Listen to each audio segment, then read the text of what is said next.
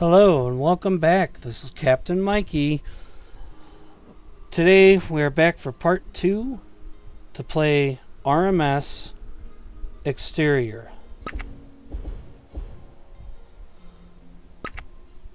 Let's roll.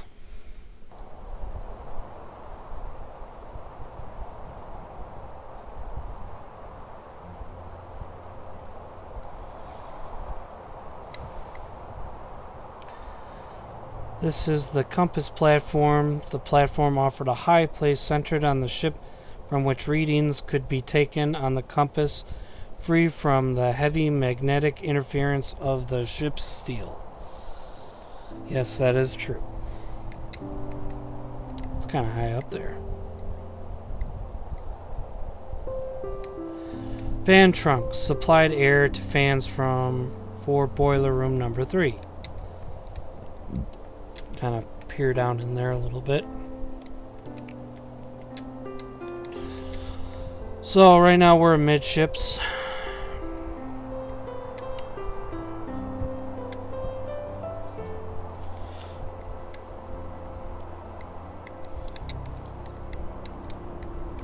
Jump up there. Notice passengers are not allowed on the compass platform. Oh, of course not.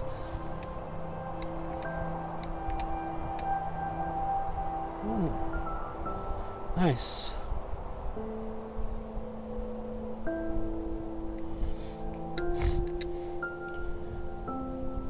If you see the shadows moving down there, if you can see it, that's because they updated this and it's now on a day and night cycle. So it kind of cycles from day to sunset to night and then sunrise, and it starts all over again. Fans like this were used to ventilate the interior. A centrifugal fan driven by a motor was inside the casing. This particular one exhausted air from the first class lounge.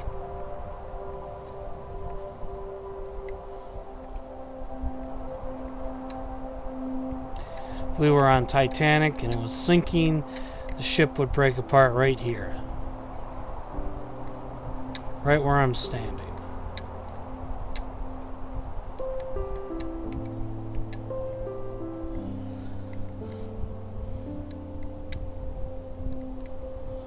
Oh, I just love this. It's so pretty.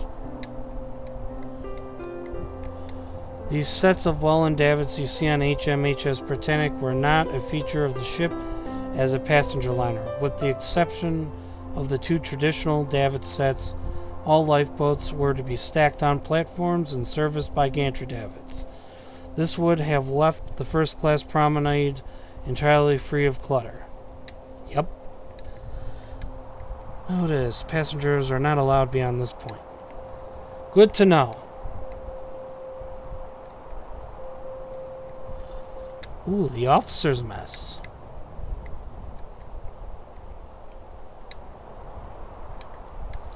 This section of boat deck was reserved for the engineers.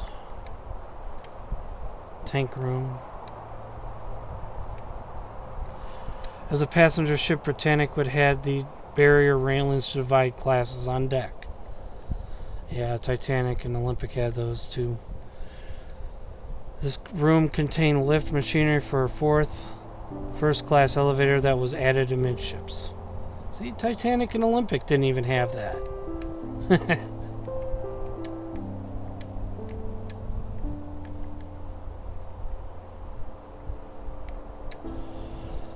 Interesting.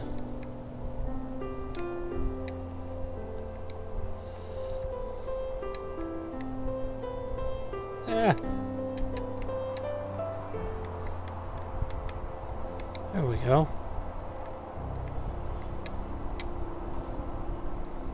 Boiler room 1, huh?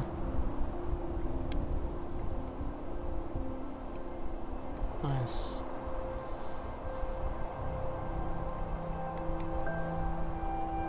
Given its position near the lowest point of the ship's shear, the third funnel was the tallest of the 4. Okay, yeah, I could see that. Oh, look at that sunset.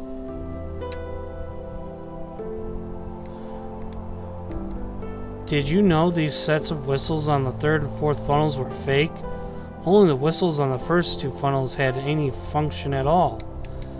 Yeah, I've heard that before. I just want to climb.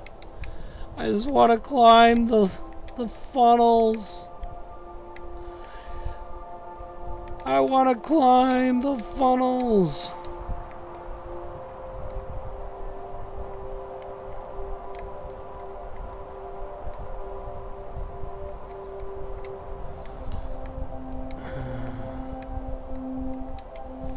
You can see right down into there. That's the engine room casing. I didn't realize there was actually a catwalk in there. I thought it was just an air shaft for light.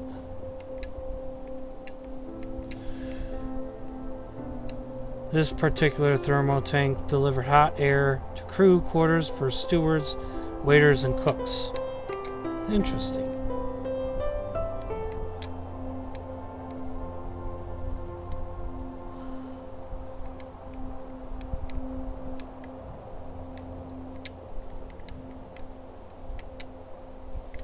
I'm stuck. Oh, no wonder why. I'm where I'm not supposed to be.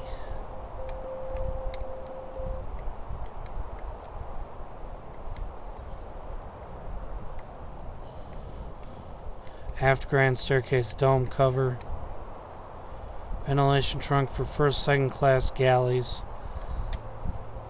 Yeah, there were two domes over the grand staircases. There were two grand staircases, one fore and one aft. Gantry Daffin motor house. These structures contain the motors and reels for operating the girder arms and lowering the lifeboats. That would be these right here. I actually was able to climb these during the sinking when the ship had reached to... Oh, maybe I can do it. No, wait. Can I? Ah! Oh. Ooh. Come. Ah! I keep moving. What do you think? Can I make it? Oh, am I not gonna make it? Ah! No. Well, anyway, when the ship was sinking, I was able to make it to the very top because of the angle that the ship was at. Look at the detail of this. This is just amazing. The wooden decks. These wooden little platforms for you to step on when going onto the steps. That's just amazing. These gantry davits were moved via a piston attached to a worm gear, which was connected via more gears to shafts driven by electric motors in the motor houses.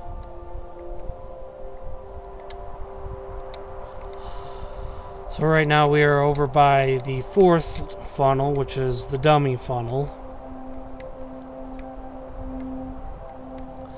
This is the fake funnel. But it did actually leave out, produce some steam, not like a ton. It even says it right here too. Huh, man? The fourth funnel was no dummy. While it did not exhaust gases from any boilers, it did play a vital role in ventilation galleys and other spaces. Ventilating galleys and other spaces. I'm sorry. I can't speak. Ah! Let me get up on the lifeboats! Ah! Yeah, I mean, just imagine if you're one of those. Ah! This fan exhausts air from the restaurant in Palm Courts. Interesting. Yeah, I just can't believe that this is what the Titanic Honor and Glory team have been able to do. It took them about 8 months since they first started talking about that they were going to release this. Gantry davit controls. So this box here with the controller things raises and lowers and makes the gantry davits move.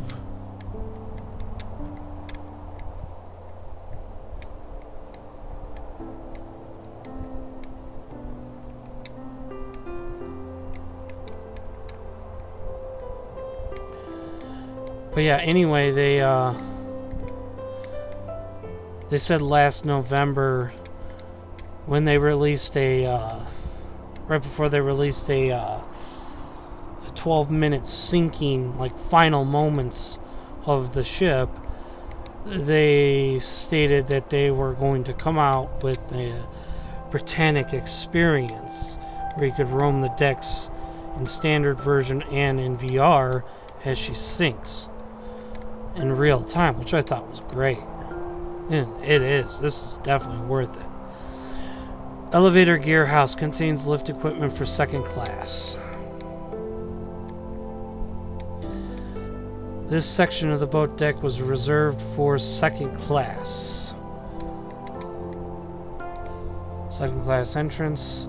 This door leads to the forward second class entrance. Yes, sir. So we're going to go forward now. Now that I've been kind of hopping around all over the place back here.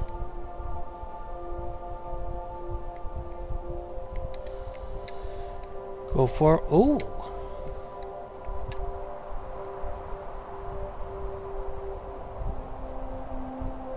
That's interesting. See, this is interesting because when they first released it, they had the night version just like this, but it didn't move as fast and there were no clouds in the sky. This is obviously the Northern Lights. Hold on, I can't resist. Whee!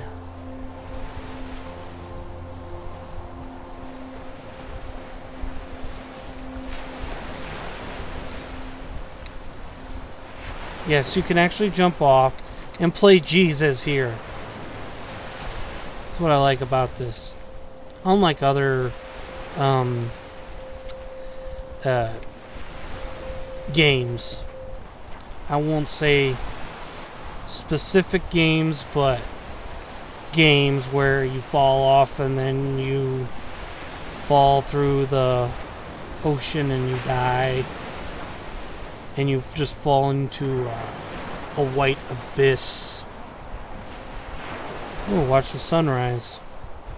So I have something like this for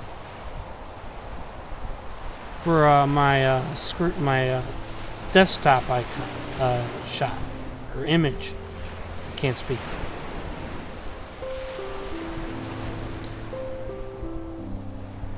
So okay, so I'm gonna respawn to the middle of the ship. So now what we're gonna do is we are going to continue our exploration.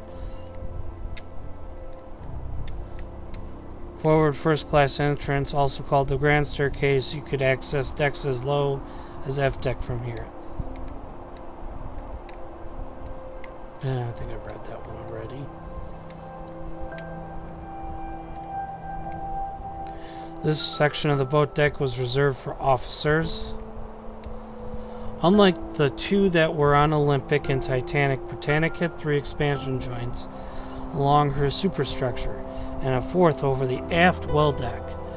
These allowed the ship's superstructures, which sat on the hull but did not contribute to its strength, to flex and bend with the hull without buckling in rough seas.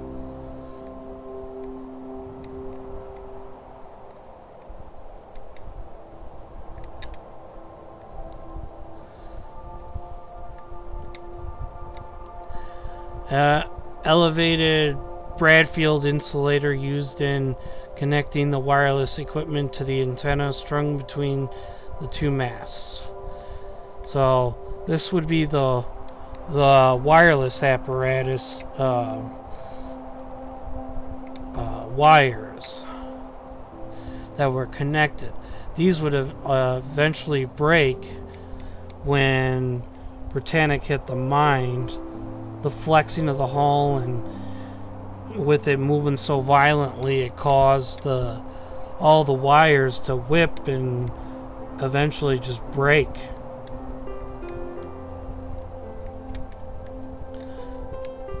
And because those broke, they could send for help, but any messages that they were getting, they could not hear. So they could send messages for help, but they couldn't get any messages in return. Lift Machinery House contains machinery for the 3 of Britannic's first-class elevators, while Titanic and Olympics only went up to A deck. Britannic's went all the way down to the 4th elevator. First class was installed amidships. Okay.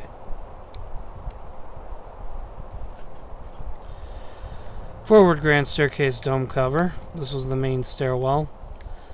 Fans like these. Oh yeah, I've already talked about those.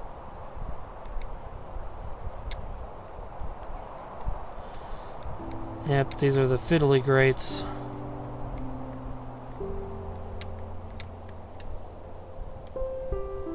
You can peer down. The music is so nice.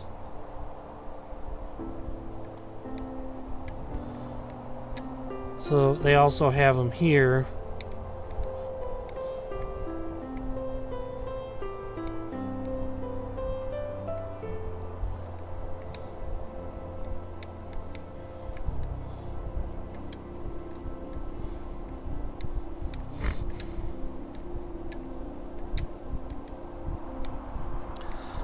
Obviously, I'm not rating all of these because a lot of them are very repetitive. Compass platform. Like the one in midships, this area was a shelter for a compass from which to take directional readings without the magnetic interference of the ship's steel. And you can see a nice little compass here. Not bad. The builder's model of Britannic as a passenger liner showed this large bulwark for the compass platform over the bridge. It is not certain if this was to be the final design. Yeah, on Titanic and Olympic, this was not technically there. Well, originally. Olympic did get one of these, but I think smaller. Like during the war, when she was a troop transport ship. I don't remember if it ended up being like this or not.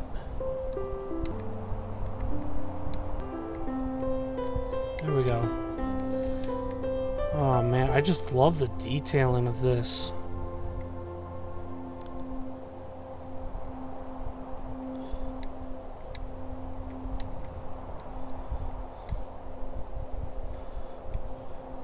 Polaris, a simplified compass used to find the ship's bearing. Oh, that is just beautiful right there. Can you imagine being the captain? Be like in the movie Titanic where Captain Smith's standing here. He's got his arms on the banisters and everything. And he's just, oh man, just the wind in your face, the smell of the sea air. And be like, yeah, this is my ship now. There, she's beautiful. Look at her go. Bridge wing cab. A sheltered location extended slightly over the side of the ship to provide clearer views. Morse lamp. This light would be flashed on and off to talk to nearby ships in Morse code. Very true. What a view. Again, what a view. And again, what a view. She looks beautiful. So, here we go, turn this back on. So, navigation bridge. While this area was primarily used when near land, it did contain the main telegraphs for sending engine orders and other commands. The helm here was connected to the wheelhouse via shafts and gears. So, engine order telegraph, docking telegraph, emergency telegraph, maneuvering telegraph, engine order telegraph. So all these telegraphs, that's 2, there's 5 in here with the ship's wheel and compass. And then I don't know exactly what these are for right here, but I know that is for, this indicator is the helm indicator. This tells you what degrees your rudder is going, whether it's port or starboard. So it looks as if the most the rudder could angle at is 40 degrees. Huh.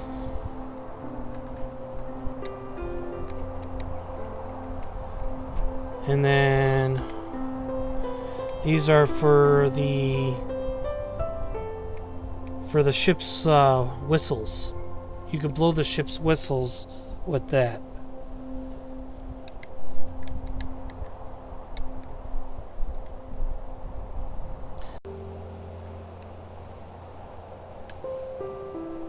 Alright, so now we're entering the wheelhouse.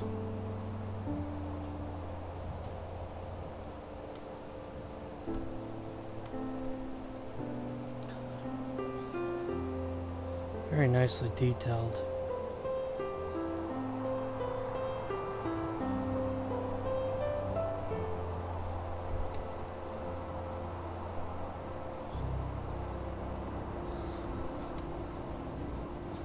That is so beautiful. Look at that wood finish.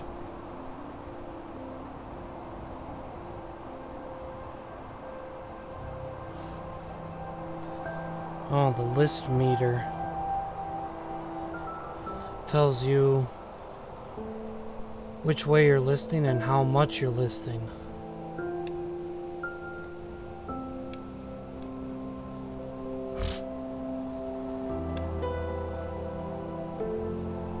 The telephones that go to different parts of the ship, like the engine rooms and whatnot. Probably boiler rooms too.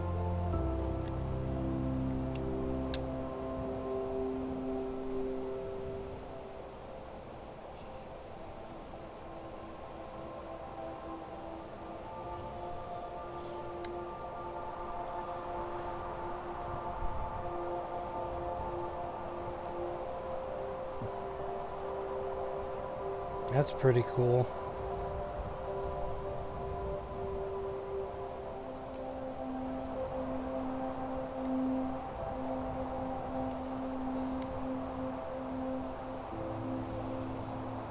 It's the same type of tiling that was on Titanic. So now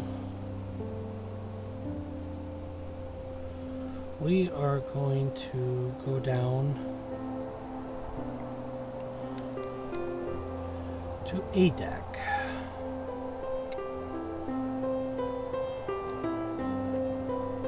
It's so nice.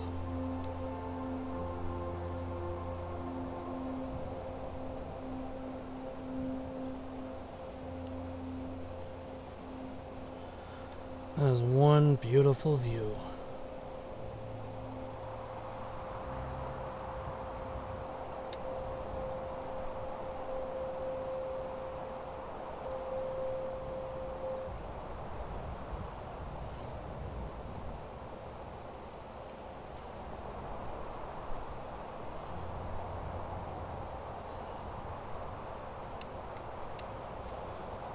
Notice, to secure the comfort of the passengers while they are asleep, the company respectfully urges that early morning strollers will not pass forward of this sign.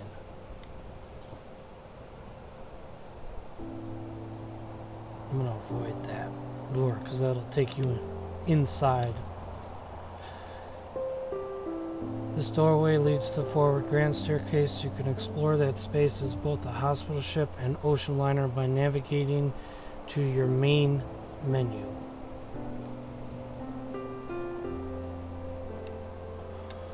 Aboard Titanic and Olympic, this area was partly an inboard extension of the promenade, with an additional reading and writing room, alcove, taking up the other part.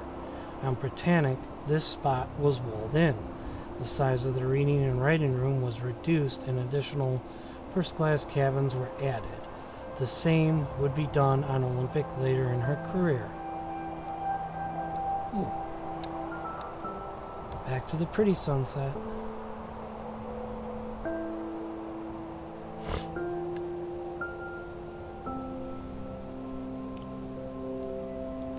First-class reading and writing room.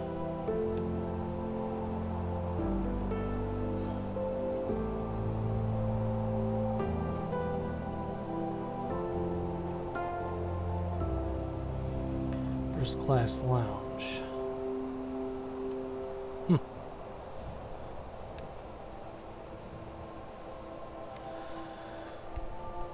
The windows on this aft bay were not installed on HMHS Britannic due to her swift conversion.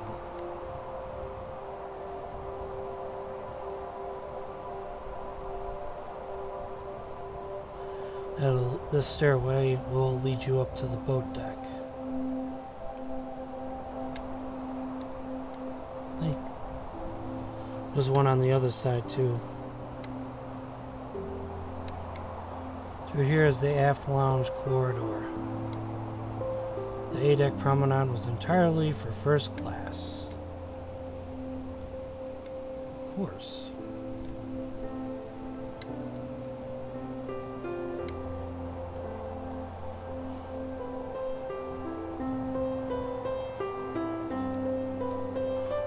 Through here is the aft first class entrance, also called the grand staircase.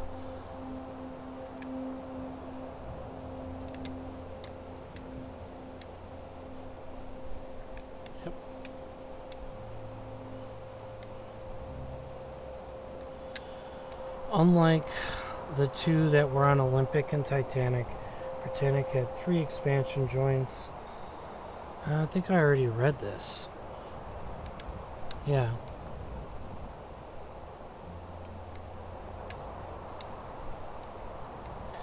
Within these windows is the significantly redesigned first-class smoke room.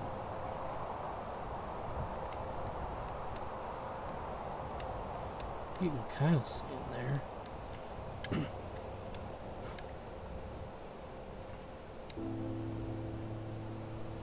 First class veranda and palm court. So nice. Britannic was intended to have sliding doors to the palm court, port and starboard. These were missing on Britannic as a hospital ship. This room was used for ventilation fans due to changes on Britannic. This room was very different from Titanic and Olympic, with half-size vents and altered window positions.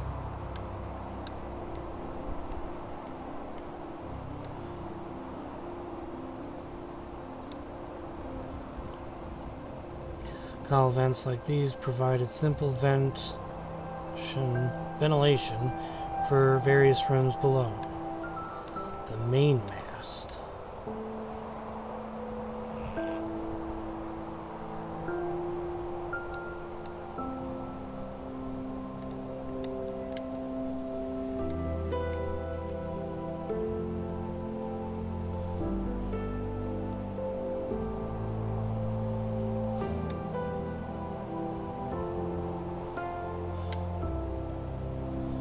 Cloudy night.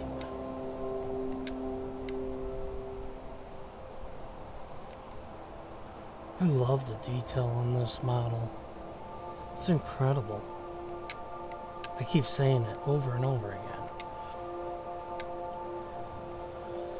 Alright, so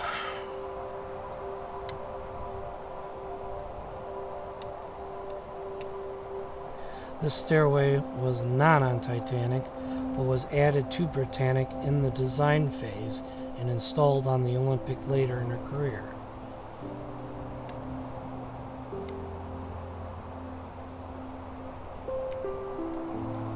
This door leads to the aft second class entrance.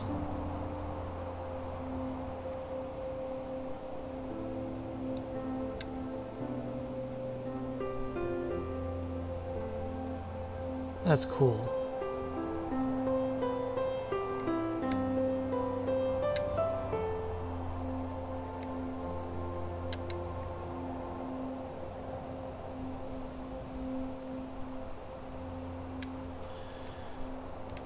These doors led to cargo hatch number 4, which was actually 2 hatches on the port and starboard sides. Unlike Titanic and Olympic, these hatches were fully enclosed and trunked on Britannic.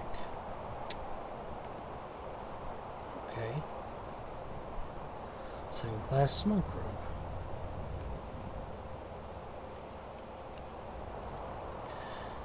These doors would lead to the forward second class entrance.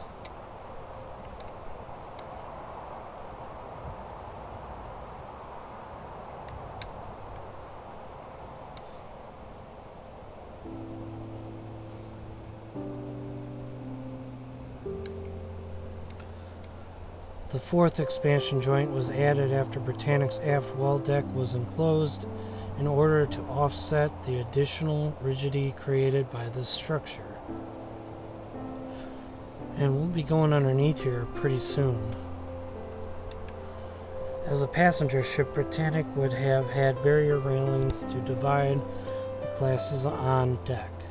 Plans and the builder's model indicate double sets of railings here to further separate the rabble of third class from second class. Okay.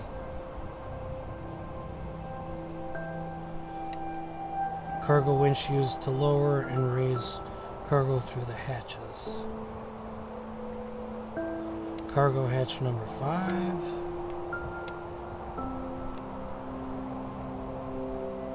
Cargo hatch number 6.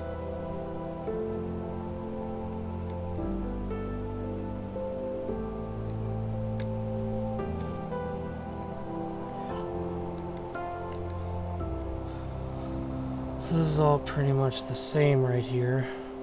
The section of B deck was reserved for second class.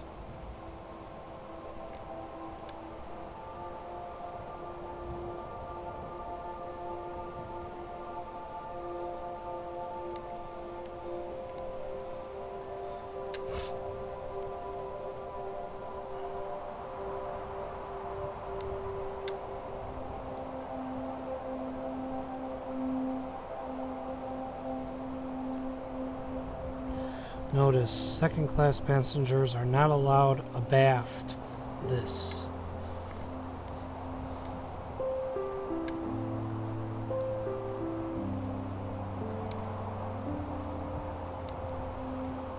Fair lead roller used to guide ropes during warping operations.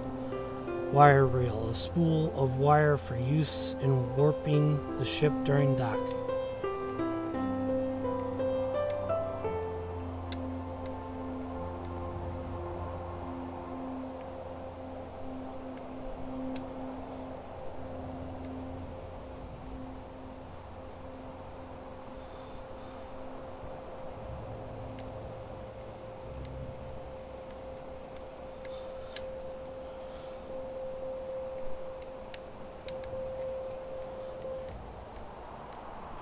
mushroom, or French head, vents like these provide simple ventilation for rooms below.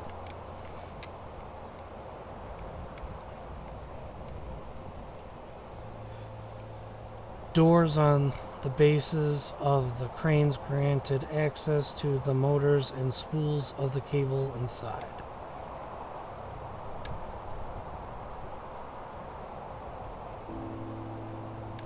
The poop deck was reserved for third class. These windows lead to the third class smoke room, significantly enlarged from what was on Olympic and Titanic. It was moved up a deck to accommodate the expanded size. A capstan. A rotating drum powered by steam engines below deck used to handle ropes and cables during warping operations.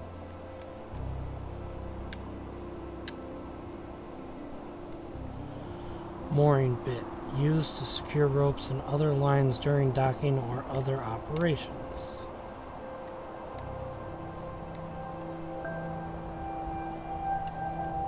Sunrise.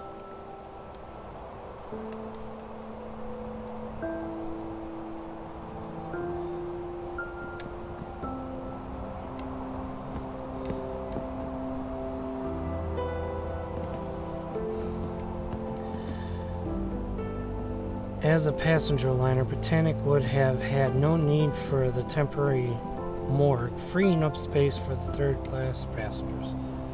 Yep. Capstan control valves used to operate the 4 capstans on this deck.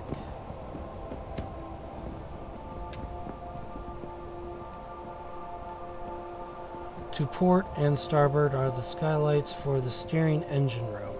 They provide light and air as well as space for the high cylinders of the steering engines that drove the massive rudder below.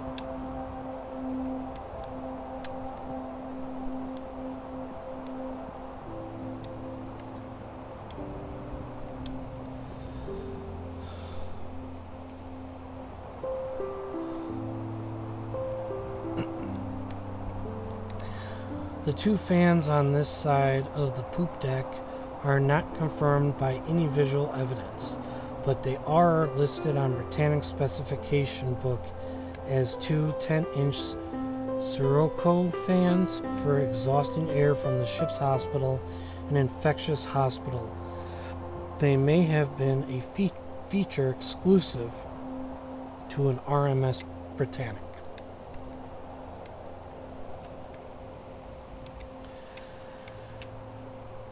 These doors were the only access point for the ship's infectious hospital.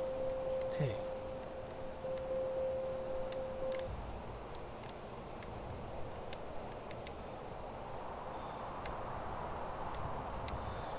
Plans and the builder's model indicate more sets of gantry davits and boats with platforms were to be added here on the shade deck. Interesting name for it. Shade deck?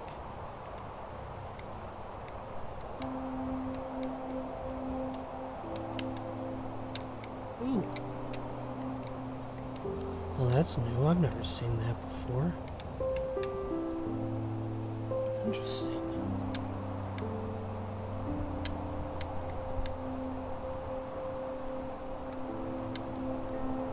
Alright, so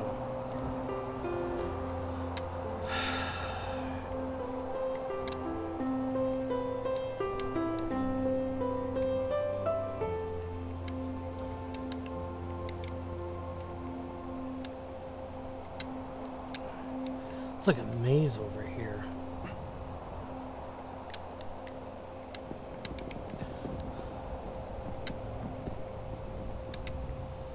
It's like there's so much stuff.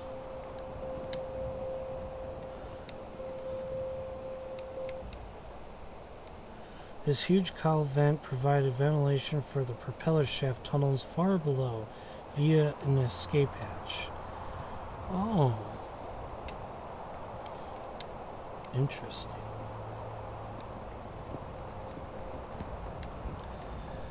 Since Britannic's aft gantry davits were never installed, it is uncertain if this was the final design of the motor houses. This design is based on the builder's model.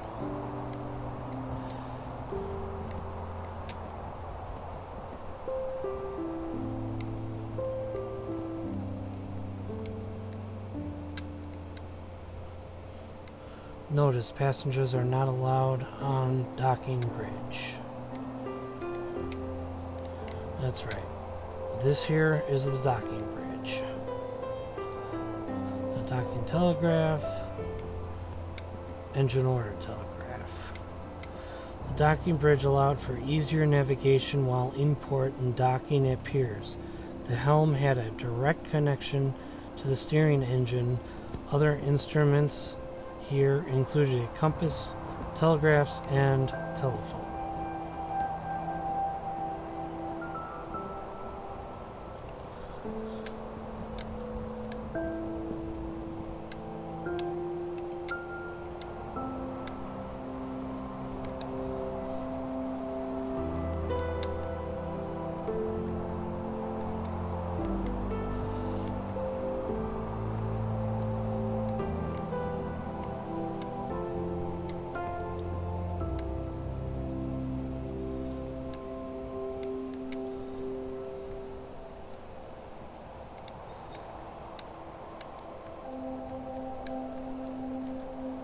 Here we go.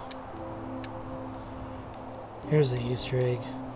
Notice passengers are not allowed to complain about the status of Titanic Honoring Glory, or THG for short. I like that, that's funny.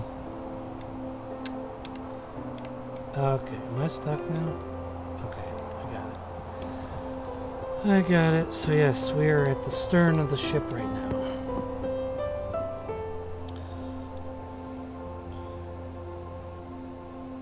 Now,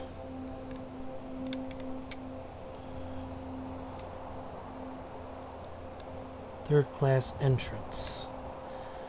These stairs down led to third class cabins.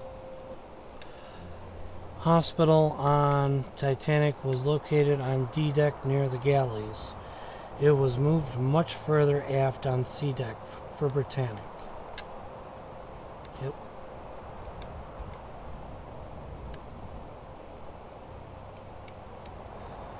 Third class general room. Drinking water.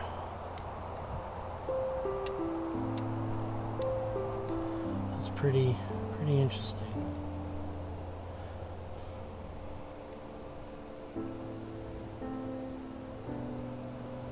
Second class gymnasium.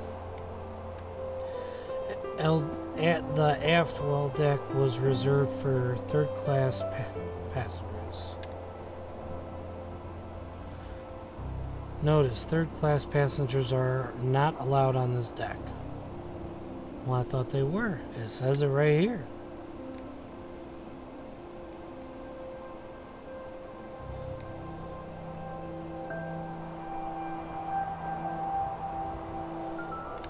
This fan exhausts air from second and third class women's lavatories and bathrooms. The aft well deck on Olympic and Titanic. This deck was open with low hatches and a different layout. On Britannic, it was enclosed to give third class a promenade that was protected from the elements.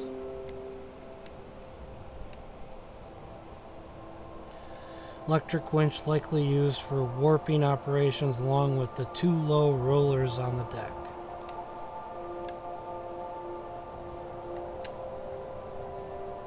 This fan exhausts air from the second and third class men's lavatories and bathrooms. This particular thermal tank delivered hot air to second and third class accommodations. So in other words, it's like a big heater.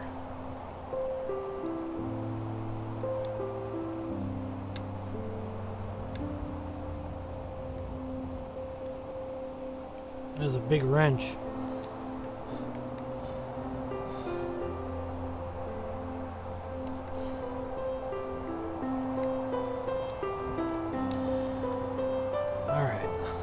So, what we're going to do now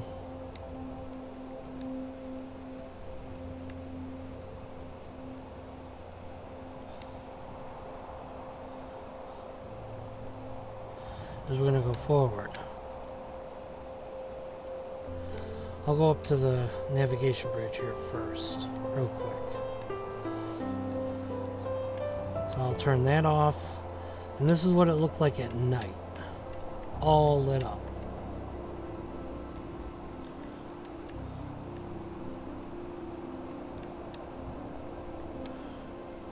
And then these were lit up too.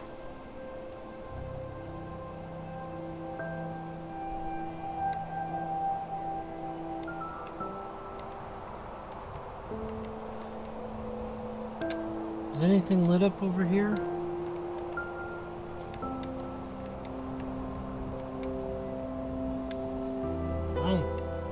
Oh, I guess that's just the glow from over there. So the other thing I wanted to show you was over this way.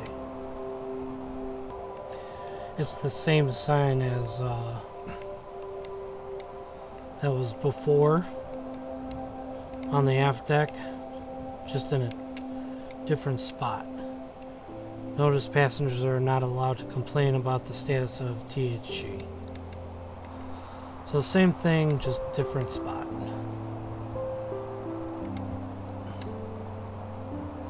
I love just taking a stroll on the deck.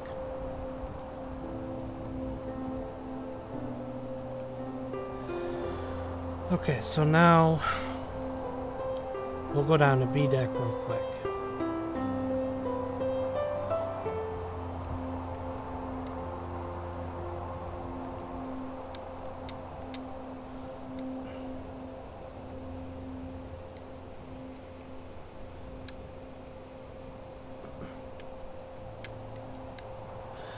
While this B-deck promenade was eliminated on Titanic and later Olympic, it was partially brought back in Britannic's design.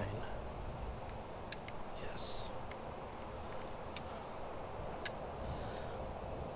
See, when it was converted to a hospital ship, they used this space for beds.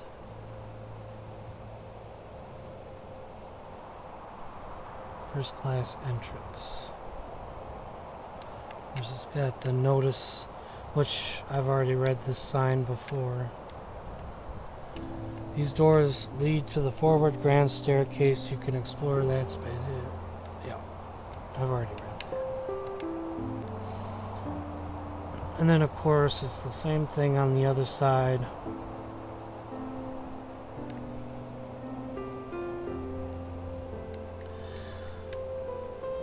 Builders' plaques were common on ships, a way for a shipyard to proudly put its name on the latest and greatest liners. A similar plaque would likely be in the engine room. Turn that off. Harlan and Wolff.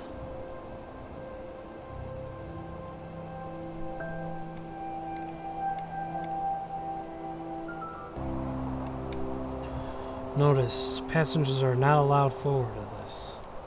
Oh, guess what? I'm gonna cheat.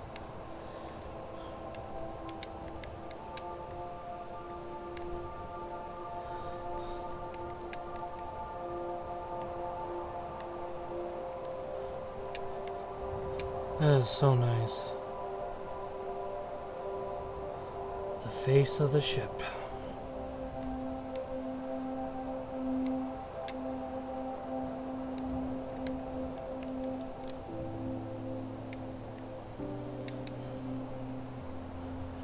In a departure from the design of Olympic and Titanic, hatches 2 and 3 were extended high above the forward well deck, and stairs were added between them to grant direct access to third-class spaces below. So these are stairwells through these doors.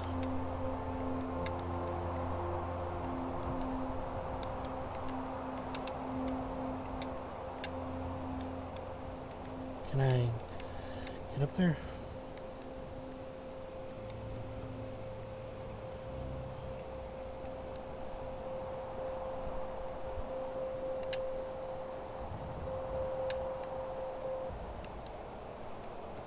The fore-well deck was reserved for third class.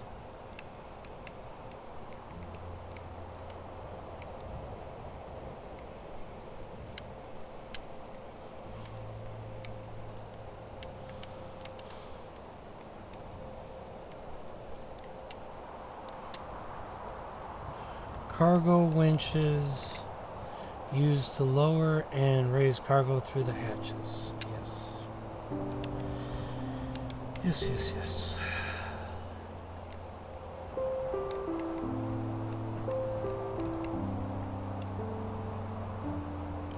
Breakwater redirects water from washing further aft in rough seas.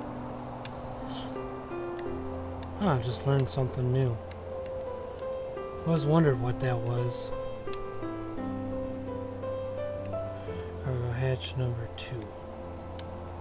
Come on.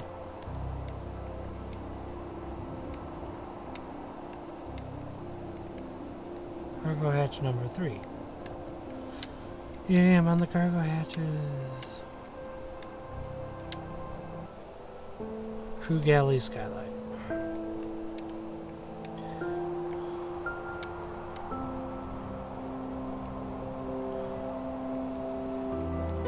This and other 2 steam winches were used for the lifting of heavy cargo.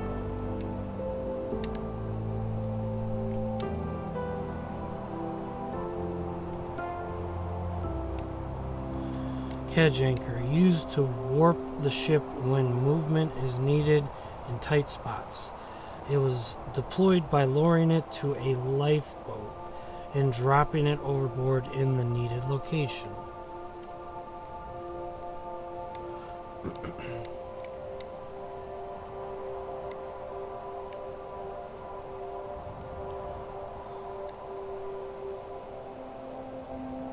The third-class passengers were only allowed on the portion of the forecastle deck aft of the breakwater. The rest was full of dangerous machinery for crew only. So they were allowed here, but not past that. Okay.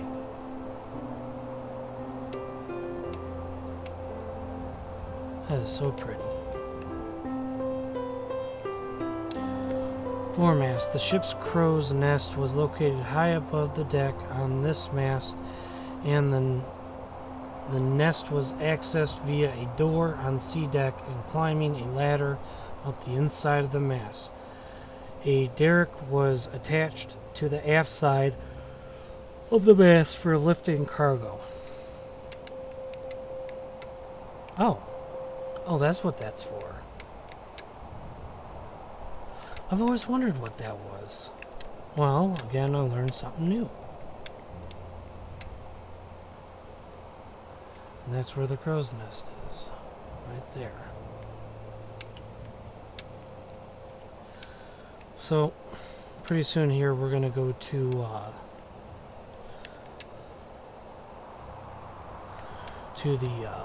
where we're going to fly around the ship through free cam. Capstan control valves used to operate the 4 capstans on this deck. Portable telephone box. This box and pedestal, which contained a phone, could be moved to other sockets on the deck when needed. Alright then.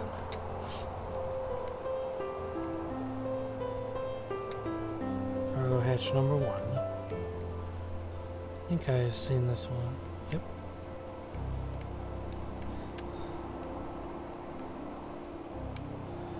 These windlasses, driven by steam engines below the forecastle deck, were used to lower and raise the 2 main anchors.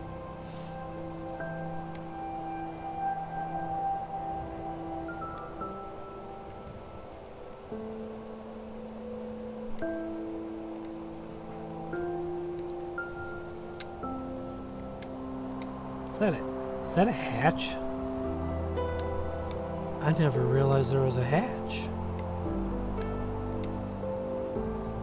Interesting. Anchor crane.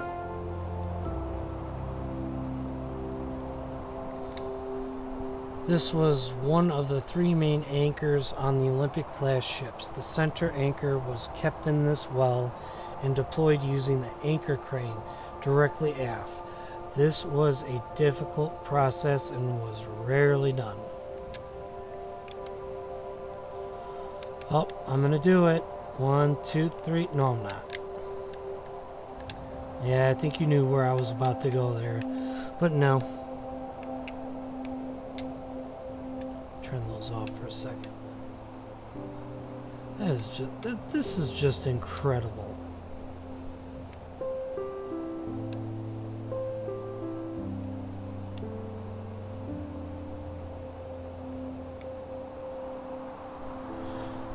Okay, so right now we're going to switch over to the free cam mode.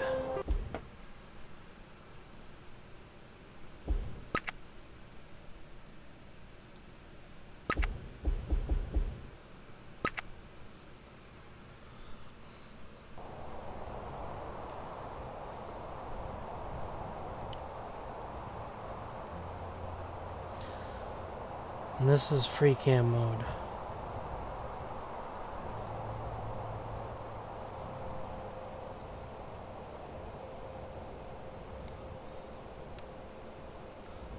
That just looks incredible.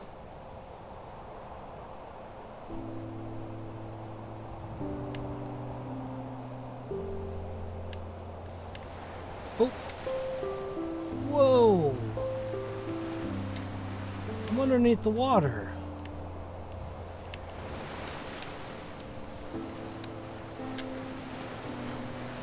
Man, I'm over by the keel.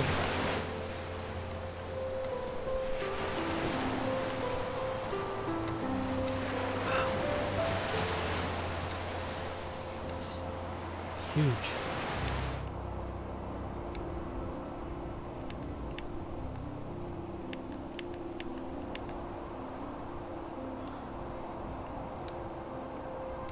That's incredible.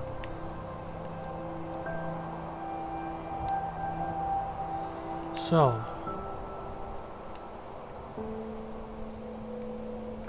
we won't take very long with this.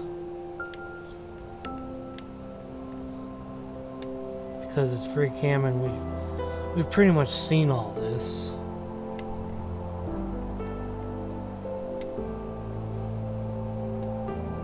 I just love the detailing of this. I keep saying that.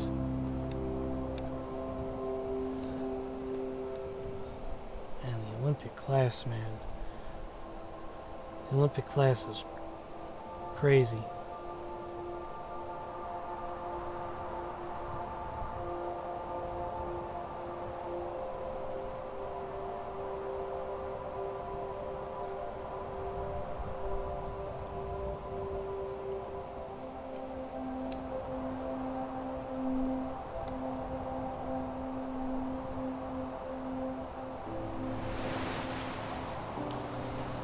There's the propellers.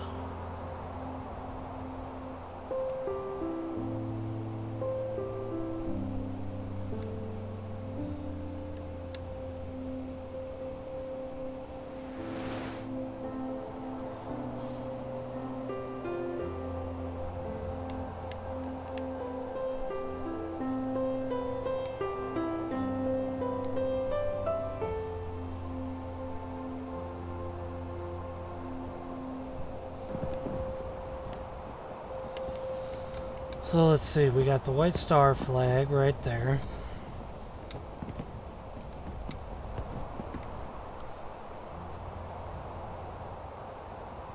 A British flag, I think, or is that the England? Is that the English flag? I always get them mixed up. Notice this vessel has triple screws, keep clear of the blades. Yeah.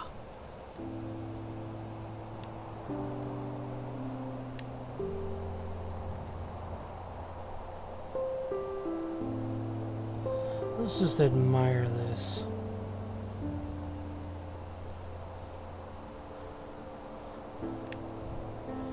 And of course, over here, we have the United States of America flag. Good old USA.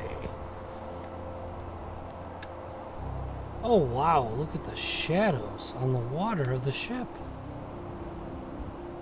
That's not something you see in a game. That's incredible. Britannic at sunset.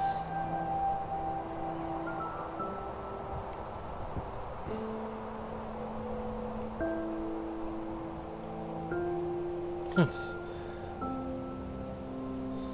is amazing. Honor and glory, well done. You guys never cease to amaze me.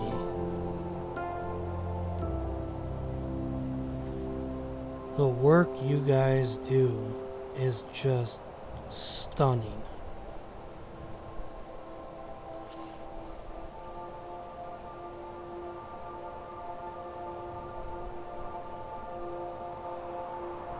Whistles.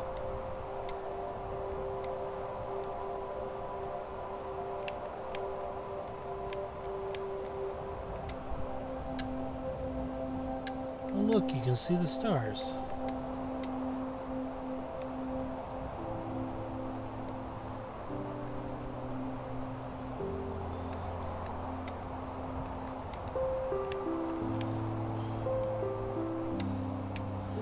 Yeah, I would not want to ever get stuck in there.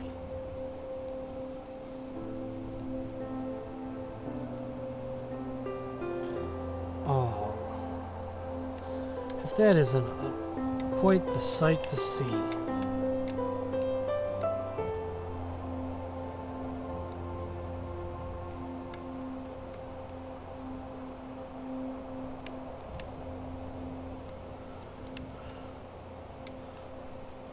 There's the aft one.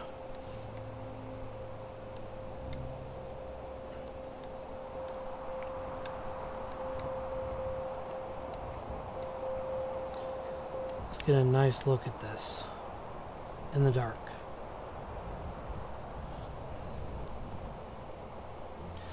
See, when this game first came out, like I said, I think I said this on the last episode, but they actually had the versions in both Hospital and RMS where it was just day only and then night only, where it didn't go through these cycles.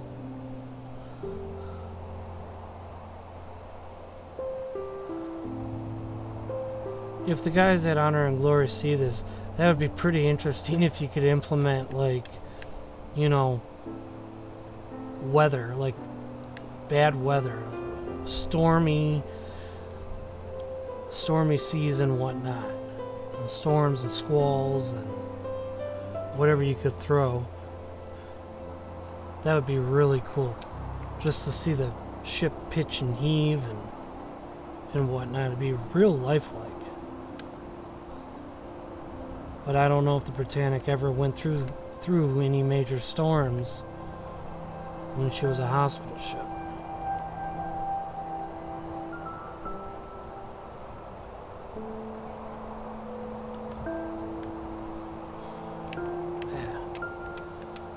So, this is the crow's nest.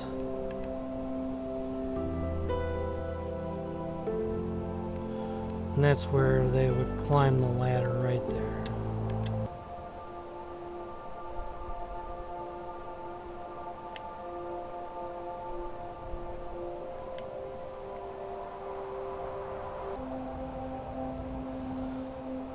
So yeah, this is the RMS Britannic. It's absolutely stunning. Alright, well, this is where I am going to stop for right now. And part 3 will be touring the exterior HMHS Britannic, which will be vastly different from RMS. So stay tuned, and I guess I'm going to be doing this in series in 4 parts, I guess. I was hoping to do it in 3, but I'll be doing it in 4 parts. So stay tuned. This is Captain Mikey. Thank you for watching. Bye-bye, everybody.